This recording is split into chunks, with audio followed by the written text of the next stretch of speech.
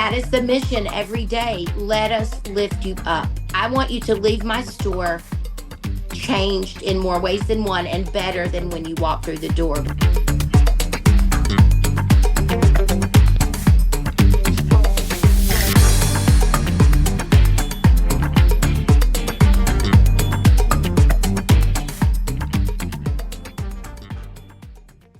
Hello, everyone, and welcome to the Intimate Talks interview series. I'm Efros, and our special guest today is Molly Hopkins, the owner of a fantastic store, LiviRae Lingerie, and a personality that is larger than life.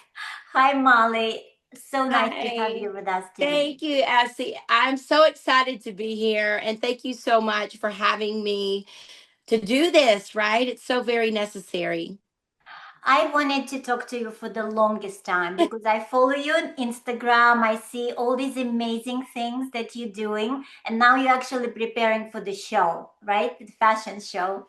Yes, it's exciting. You know, we used to always do holiday soiree with LiviRae, and just with the change of the world, right? Even still, we're still in the after effects of all the things that happened in the 2020, 2021. So I'm fired up. I just hit 50. My creative juices are insanely flowing, and I thought, you know what, why not, let's do it, because it is the evolution of lingerie. It's called Bravolution. Yeah. So it's time to do this. And that's why you do what you do, right? So that we can educate people on why it is so important to follow brands and trends that are best for your bust.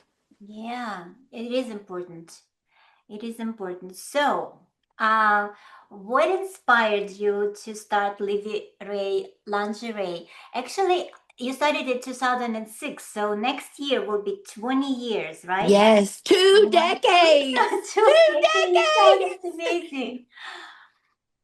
Well, I've had very full bust my entire life. I'm from the South, and we grow a little bit thicker girls down here, but genetically, from my grandmother on my father's side and my mother, they both were very amply bosomed. Mm. So I was going to have full bust. And in the fourth, fifth grade, I developed very rapidly, and my grandmother was a master tailor. She was a farmer's wife. She was a lunchroom lady, but her side thing that she loved the most was sewing and seamstress work. And so she made tailored suits. Mhm. And she understood the body, and she understood. And she used to take her bras, which back then were 18-hour playtex and made in form and Bali. And she would transition those for me because I needed the cup size that she wore of like a 40 triple D, Mhm. but I needed the band of a 34. So she was already custom tailoring bras for me at an early age. And I started sewing when I was about 3 or 4 years old because that's what we did for fun in the country. We crocheted, we macrameed, we embroidered. Oh, that's So I had beautiful. this sewing background my whole life, coupled with full bust volume. Mhm. And I actually went to school for music. But when I was there, my grandmother had passed away. And I had been there for 2 years, and I was miserable because it was not what I thought it was. And my love for music was quickly diminishing. But I was in school with girls that were in pageants and wearing strapless and going on vacations. And my side thing at college was sewing and tailoring and helping them create things. So it just made sense, right? She came to me in a dream and said, leave the school, which, by the way, I had a full scholarship on. So I didn't know how I was going to tell my parents that I was leaving a fully paid school to go to a private art college for fashion design. They thought I was nuts. So I was inspired through the visions and the dreams that my grandmother gave to me. Mhm. And then when I was in college, I went to school in the basement of Phipps Plaza, which was underneath Intimacy, Mhm. which heralded, large popularity and my major success in the industry. And I ended up working there initially as a buyer. Mhm. And Then I left and came back as a sales girl. So that's what happened. I worked there for a very long time. I was their top sales producer. And then all of a sudden, I realized there were some needs that needed to be met that I couldn't do within their store. It was in a super high end mall. They did not have products or prosthetics for cancer patients. They had very, very expensive luxury brands, but they didn't have anything in the bridge market for common consumers and women that needed stuff past a J, UKJ. Yeah. And I was in that category too because I'm a UKK. So I knew that there was needs that weren't being met. And my grandmother came to see me in a dream again and said, "Leave. You're going to have a store." Mhm. That's what happened. I was downloaded, "You're going to do this." And I followed that. Oh, that's amazing. Oh, it's amazing to have amazing grandma. I loved my too. She got me into sewing and design and everything. So I we have very similar beginnings. Mhm. So our grandmas got us into the business. Yes. It Very was just cool. wonderful. I mean, it's been a labor of love ever since. And with the evolution and the changing of bodies and things, every day I'm still learning something new and I'm still just as passionate about it as the day I walked out that building. And I left intimacy in March of 2006 with an idea, a little bit of money, and all the knowledge that I had. And I knew that I was a very good fitter. I fit by sight. I can look at someone and I just know what they need. And it just made it worked. And I was like, wow, how did I do that? And all I can do is give thanks to God that that's my spiritual gift that He gave me here was to help women. And in June of 2006, we opened. So it within 3 months, I built out a space, commandeered some brands. Now, mind you, it was very hard because I left a very prominent store. So there were some brands that I could not have access to, even though I was very far away. So through all the trials and tribulations, 20 years almost now, here we are. And I'm just so happy and I love it so much. Helping women is truly amazing. So how did your reality TV experience shape LiviRae's mission, basically? Well, first and foremost, let me give super thanks to Greg Gimble of Vibian because he had a friend that was in charge of casting for Double Divas. And now it's been like 14 years ago. And when he came to visit our store from Puerto Rico, he fell in love with our shop and our personalities. So when he left, he had reached out to me and said, "I have a friend that's doing a casting at Vitamin Enriched in New York, and I think your store would be perfect for this show." I had no idea about that type of thing. It was not even in my scope of what I thought would happen. And it just organically became the thing. We entered that. There was 300 entries, and the day that we got the casting information, the casting was literally closing in like 2 days.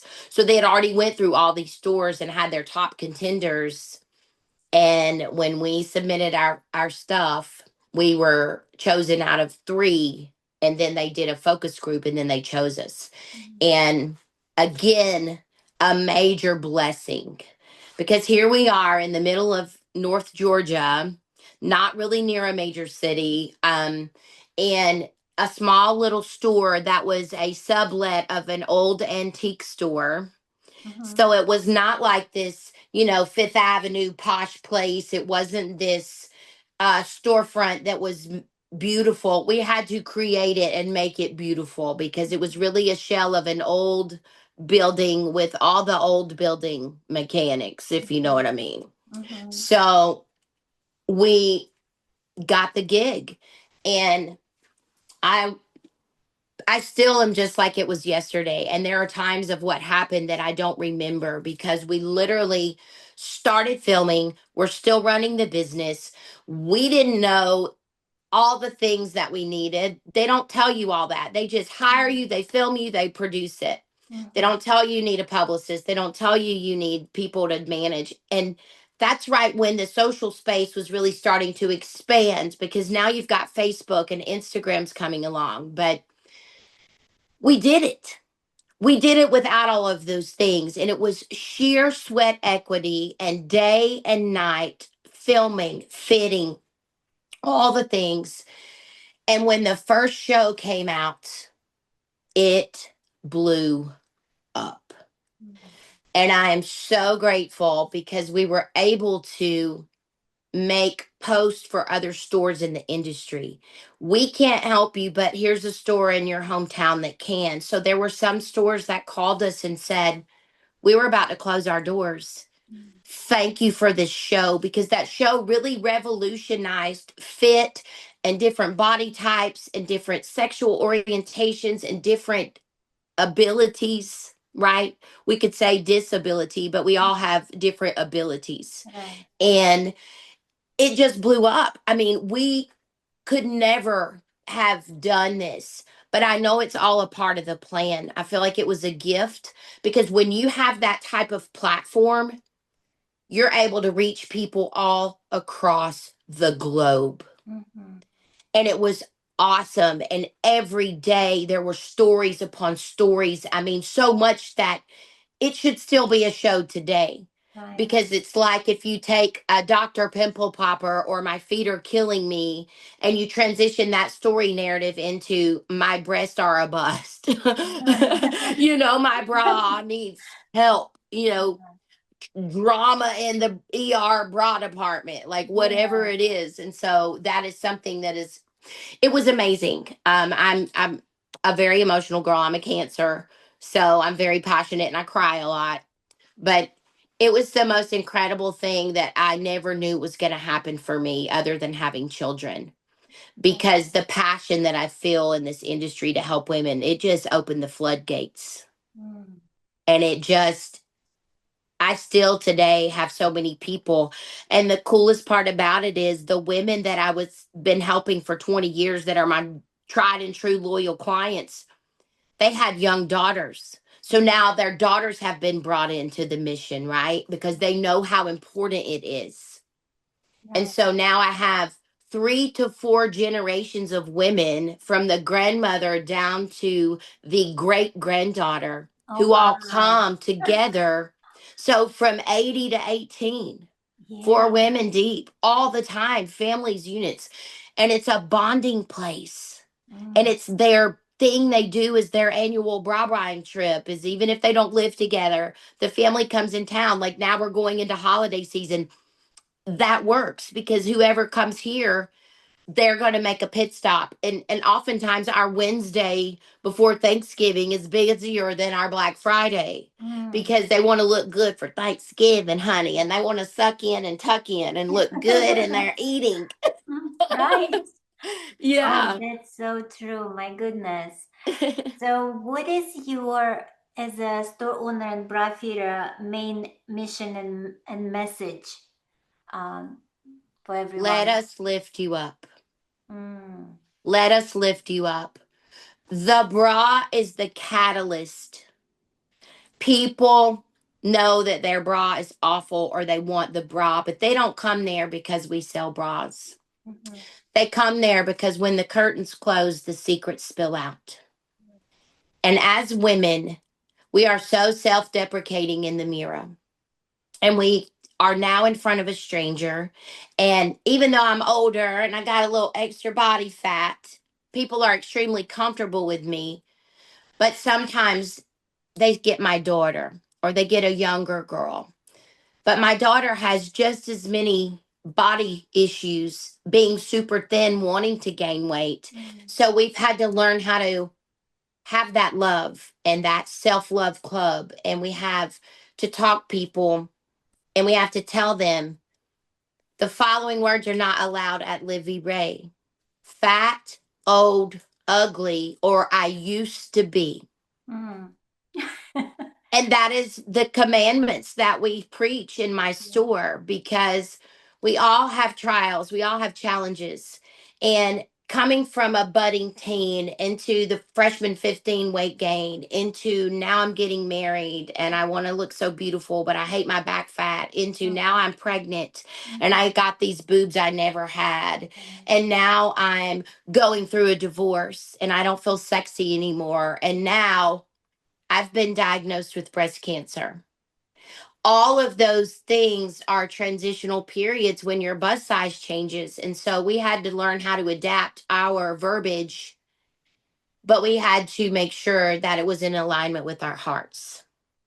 Because we can sell all day long. And I tell people all the time, you can be a hell of a salesperson and you can be gangbuster. But at the end of the day, if you didn't make an emotional contact with your client, then it was just another sale.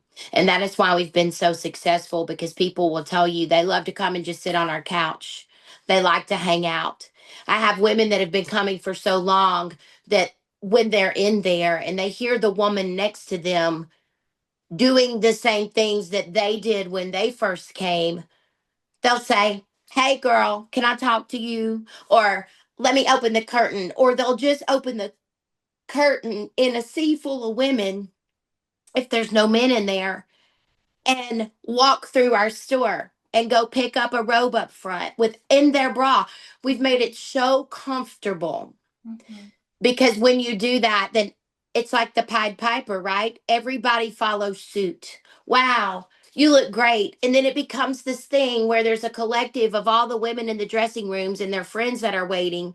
And it becomes this circle inside of our store where we just bonded other women with other women within our store that didn't know each other, and they all came there for the same reason. So we have built this beautiful, sexy, secure sisterhood, Right. and So, that is the mission every day. Let us lift you up. I want you to leave my store changed in more ways than one and better than when you walk through the door, because 90% of the time, everybody is dealing with stuff from this economy, from this climate, from the politics, from the religious aspect, from family dynamic. But we want you to hang that up and come in here and let us love on you. It's like church. yeah, no, it sounds amazing. It That community, collective, sisterhood, it sounds liberating. very So, much is. yeah. I almost cried. That's why you do this too, right? If you Yeah. weren't just in the same position of knowing how important it is, and now I'm flipping your interview onto you, that's why you do it. Ah, That's why you're a vessel for us to share the knowledge, because you love it oh, too. thank you. Thank you so much. So I opened the Instagram and I saw you putting a lot of bras into a truck and taking the show on the road. I wanted to ask you what are your most successful marketing techniques besides the truck and going on the road? So obviously, I'm a girl that talks a lot, and I'm not scared to talk to anybody about what I love. And I can take the most polished, poised wife of a president of $1 million company who's very sitting at the Ritz having tea and say, "Hey, girl, where you get your bras?" So when you talk about marketing, that is what built the business, and it's still very much an integrative part of it. I started 20 years ago with an infrastructure of collecting data of names, emails, addresses, phone numbers before we had all these ways to text market and do all this stuff. And I did that for two reasons. One, because you can remember who someone is, and we would put notes in, because I like to know your name. I like to remember who you are. I like to know. And we did that so when they come in, we know what bra size they bought last. And if they just come in and say, "Hey, girl, I love this bra, I want another one. My size is fine, it hasn't changed." So not only could they come in the store and not have to wait, we could just pull it. We also had that capability to pull it and have their records for the internet if they didn't live here. So by having all this collective data, when I decided to do mobile pop-ups and go city to city for Boobs on Tour, we roll up. Um, I was able to extrapolate the data, and I can do reporting that pulls every client who's ever shopped with me from an X amount of mile radius, and I can target them first. Mm-hmm. It also allowed me to know who was a virtual fitting that I've never got to meet, so Mm-hmm. I can tailor the message to them. Hey, girl, I'm going to be in your city. I finally can physically put a bra on you and fit you. Do you need new stuff? So that allows them to come and meet me, because if they're in upstate New York or California or Texas or wherever, and they're never venturing to Atlanta for any reason, now I'm there.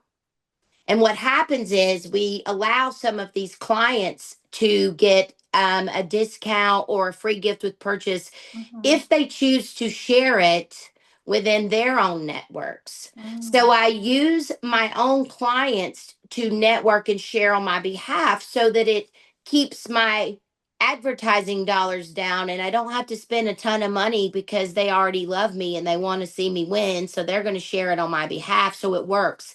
And it's very cost effective because there's very little cost involved. Mm-hmm.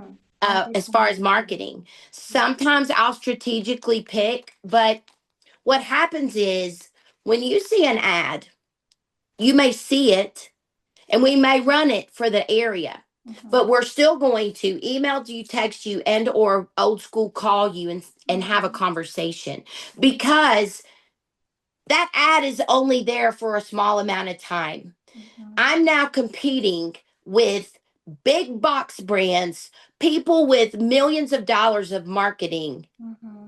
I'm just a flash in the pan. They're not going to see me, Right. but they are going to answer the phone. They are going to click on a text. They are, if I send them a video like I'm talking to you and it's very Mm-hmm. personal, and I'm like, hey, Diane, girl, I'm coming to see you. You coming to see me?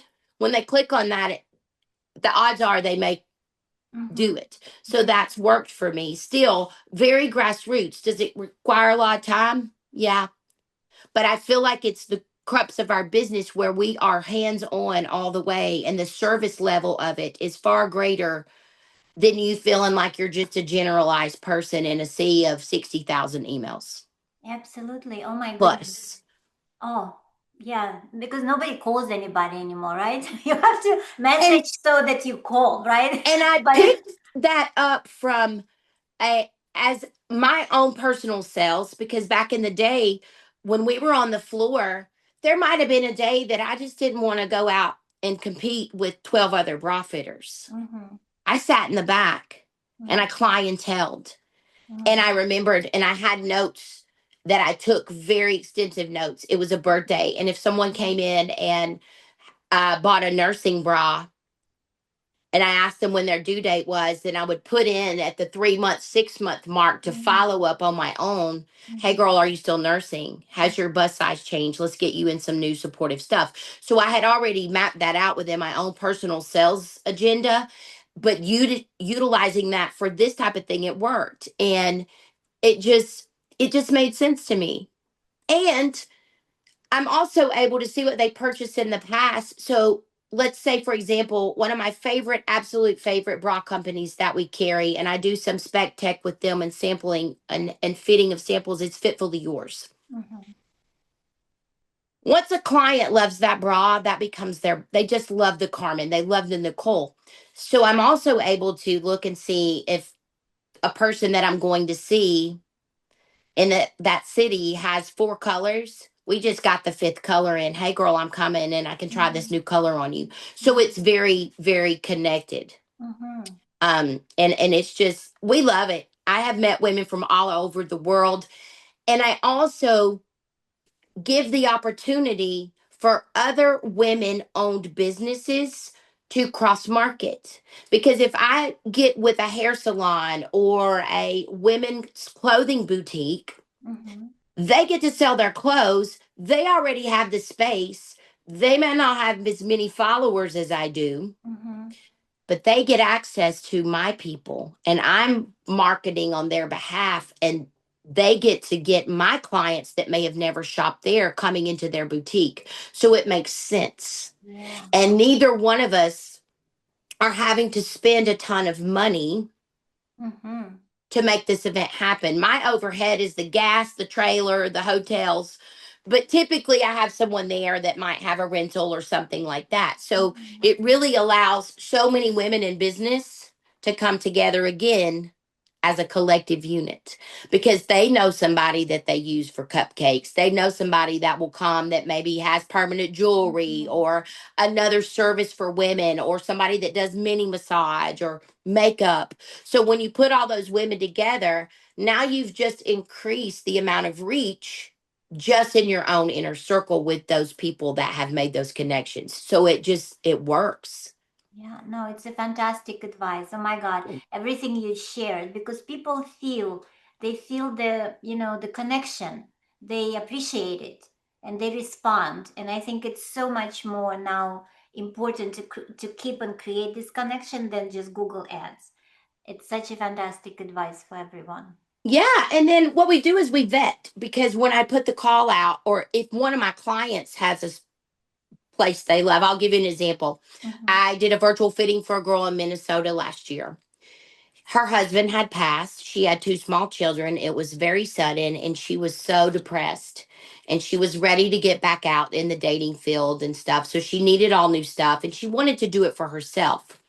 She had such a great experience. She immediately was like, I want to be an ambassador for you in my state. I know this girl where I buy my clothes, da da da. She did the boots on the ground, did it. I've been there now twice, and she's getting ready to possibly be the first second store owner in Minnesota.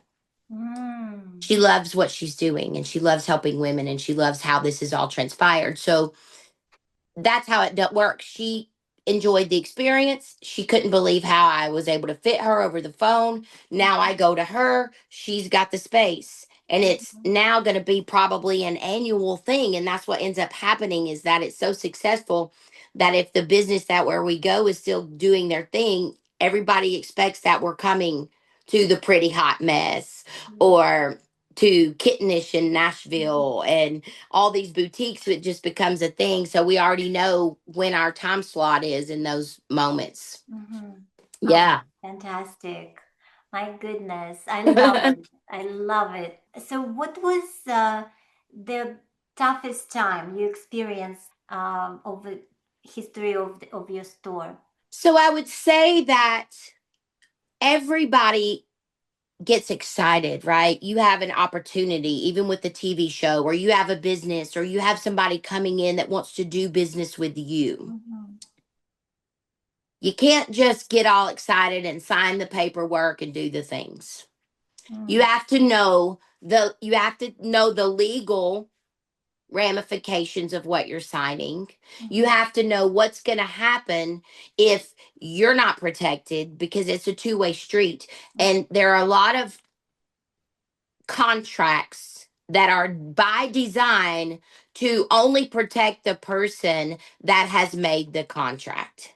So if you don't do your due diligence and you don't have your own person look over, or you don't have a legal business lawyer on retainer for types of things like this, Mhm. sometimes you can get really messed up in business transactions.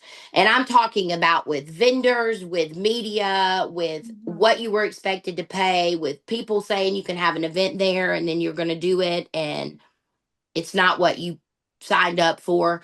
I would say the not knowing and not aligning myself with people who were experts in their field Mhm. and trying to take on too much. It is very important to align yourself with a financial advisor, a business coach, a person that knows the industry of retail from buying, how to, budget. I never had all those things. I knew how to do a little bit of everything, but I should have taken those moments in the beginning to bring those people on board. But I think I was scared. And I think I don't come from families that owned businesses. My mother and father both were very 9 to 5. They weren't risk takers and they just went to work, did what they're supposed to do. And that is where I came from. So I didn't know much about, but I had worked in so many places that I knew how to do QuickBooks. I knew how to buy. I knew how to profit. But if I had just focused my time and talents on what I do best, which is selling, Mm-hmm. clienteling, even though I'm the owner, I Mm-hmm. should have put that and delegated that to other people earlier on Mm-hmm. versus now, because my business would probably be very different.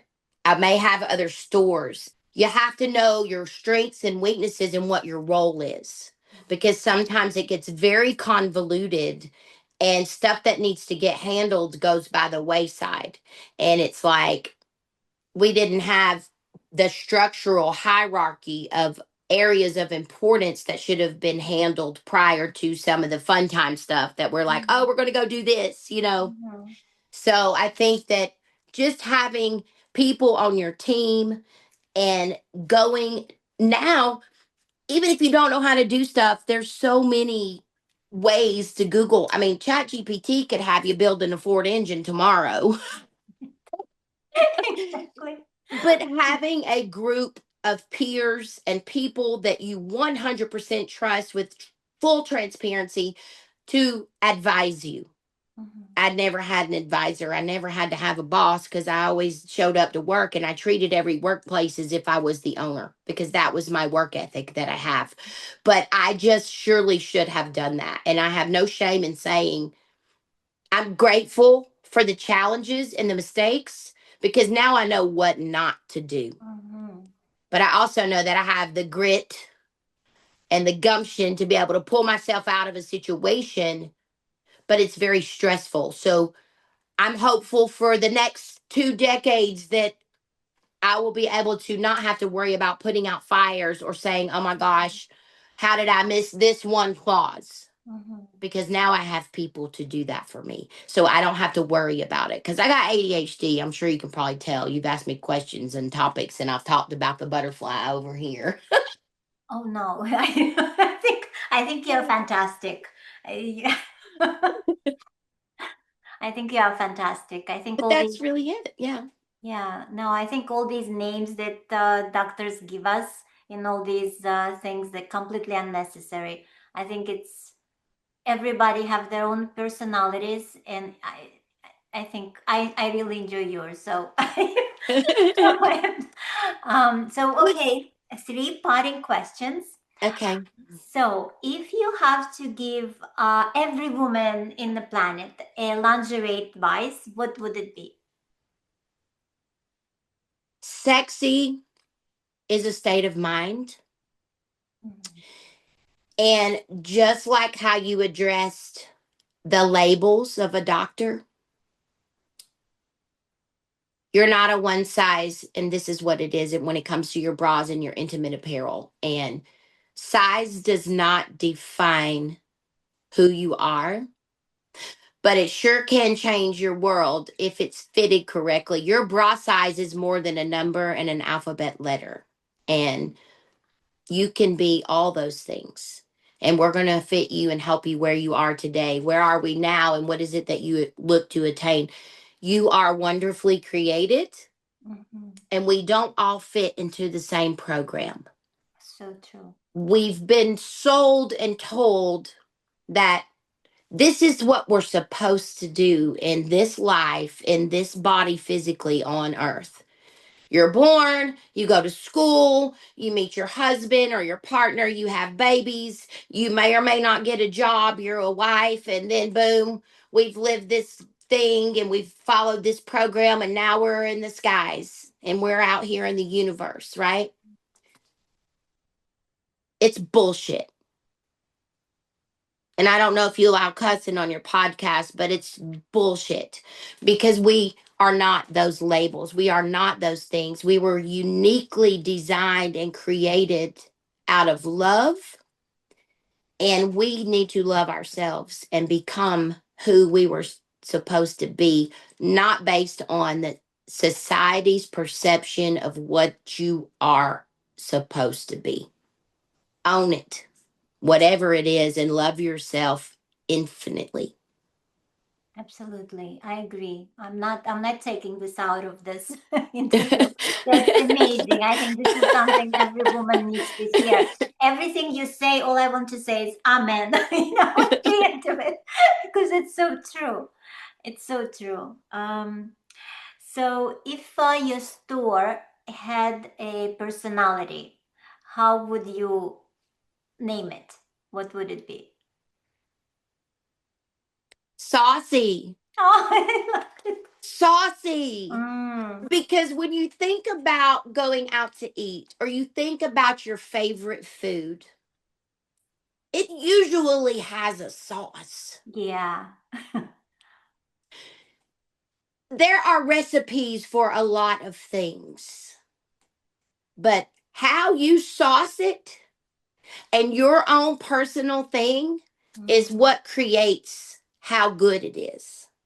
That little extra zhuzh, that thing, right? Our store is saucy.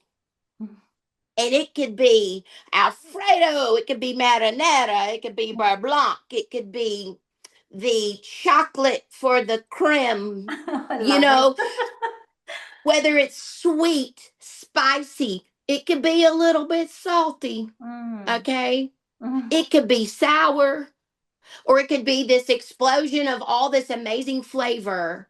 And when you went there, there was something for you that was going to salivate your taste buds. It is saucy. I love it. I love Yeah. it, love it, And love I've never said that ever in the 20 years. It just downloaded and came to me, but that is what it is. No one's ever asked me what is the personality of our store it. in a word or two, because Yeah, I'm a woman of many words. I would say saucy. amazing. Amazing. Well, thank you. Thank you for that. And last question. So, what's on Molly Hopkins' to-do list? What's in your future that may surprise us or make us laugh or totally wow us? There's a couple things in the pipes. I'm a complete visionary. I'm a dreamer, and I don't even know if it's a dream or if it's the things that come to me in the night. That's like, girl, you're supposed to do this because the impact that you can have for people is going to be so crazy. Mm-hmm. So I've always wanted to do stand up comedy variety show, and somehow in the last 2 months, I've landed in the laps of a little improv thing for two major comedians out in the world. One's name is Country Wayne, and the other is Desi Banks. And they're a little bit on the ratch side, a little crazy, but in the circle of it because they know people that know people. And one of my favorite friends is an engineer in LA for George Lopez, and he was on Netflix. So they're coming here to film a pilot for my fashion show to maybe resurrect Double Mm-hmm. Divas in a different way. Right. The other thing is, I just told you my first love is music. And a lot of times when I do interviews, people will say, what's something that no one knows about you? And it's usually, well, I play 10 instruments and I used to sing and I'm a songwriter. So that never left. I still very much love it. Karaokeing with my friends is my favorite thing to do. So I have met a couple of people and I've been working with some beats and I just wrote 2 songs. So I'm about to record those in the studio. And not because I want to go dance around on a stage and travel on a tour bus and do music, Mm-hmm. but I would love to be able to write songs and sell them as another stream of revenue. But if they want to hire me to get on a tour bus to go do a show, uh, you're going to get entertainment and a bra fitting because I'm going to couple boobs on tour.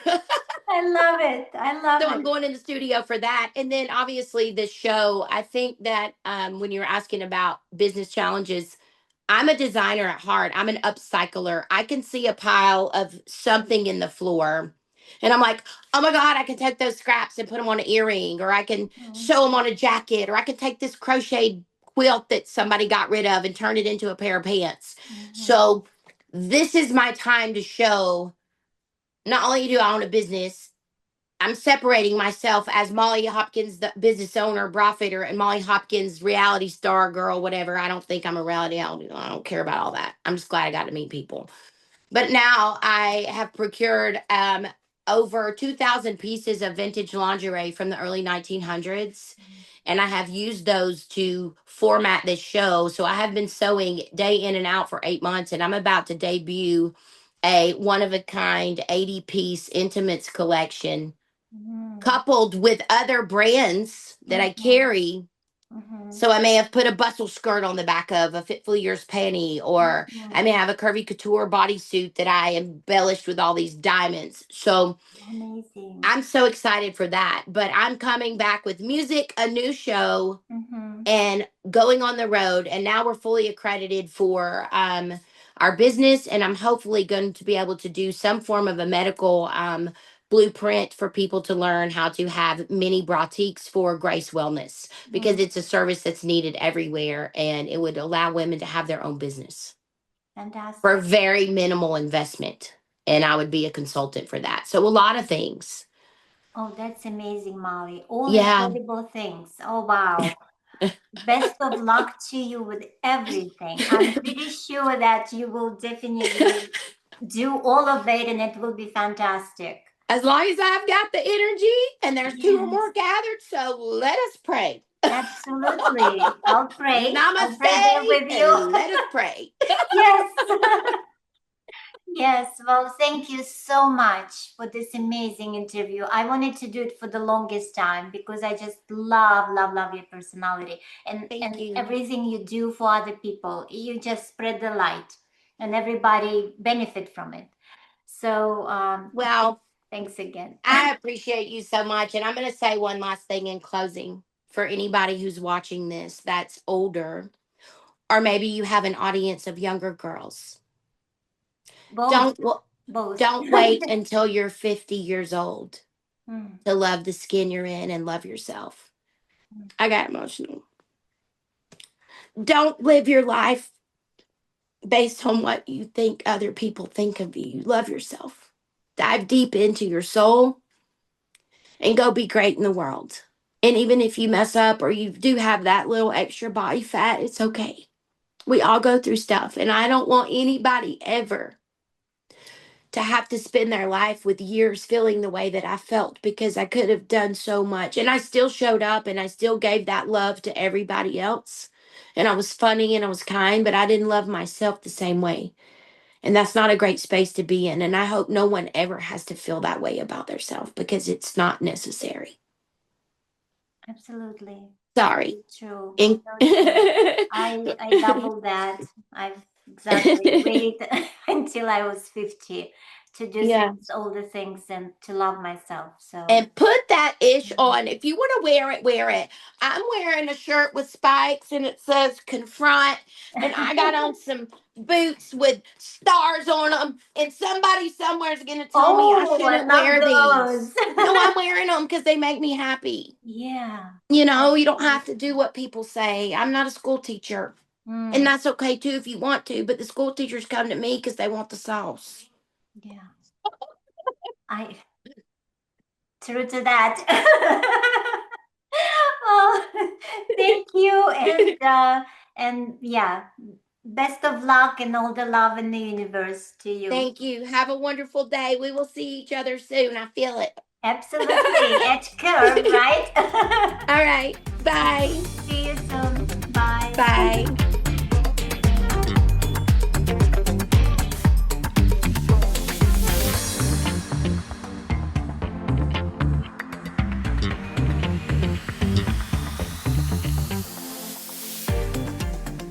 Thank you so much for watching. And if you find this content useful, please like the video, subscribe to the channel, hit that notification bell to see more videos from Intimate Talks interview series.